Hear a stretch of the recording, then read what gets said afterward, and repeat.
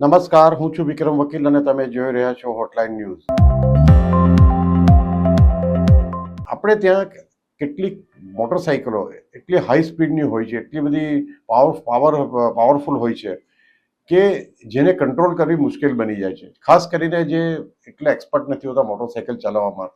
વિદેશમાં 200, 100, 200, 250 કિલોમીટરની સ્પીડે ચાલતી મોટરસાઇકલોમાં રેસમાં પણ ભાગ લે છે અને લોકો ચલવે પણ છે, કારણ કે ત્યાંના રોડની કન્ડિશન એવી છે, ટ્રાફિક એટલો ઓછો હોય છે અને જે પહેરનાર છે, જે ચલાવનાર છે, એવા કપડાઓ એવા પહેરતા હોય છે, માથે હેલ્મેટ એટલા મજબૂત એને હોય છે અને કપડાં પણ એવા હોય છે કે કોઈ અકસ્માત થાય તો ખાસ ઇન્જરી નહીં થાય.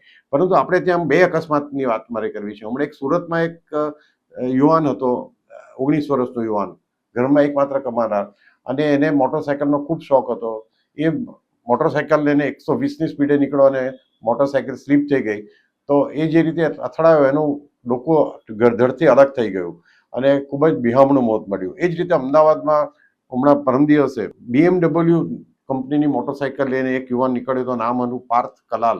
25 વર્ષનો આ યુવાન રાતના 10:30 વાગે 160ની સ્પીડે જતો હતો. એનું પણ સેમ થયું. એનું બાઇક સ્લીપ થઈ ગઈ અને BRTSની રેલિંગ સાથે એનું માથું અથડાયું. હેલ્મેટ પહેર્યું હોવા છતાં પણ બચી નહીં શક્યો અને એનો હાથ શરીરથી જુદો થઈ ગયો.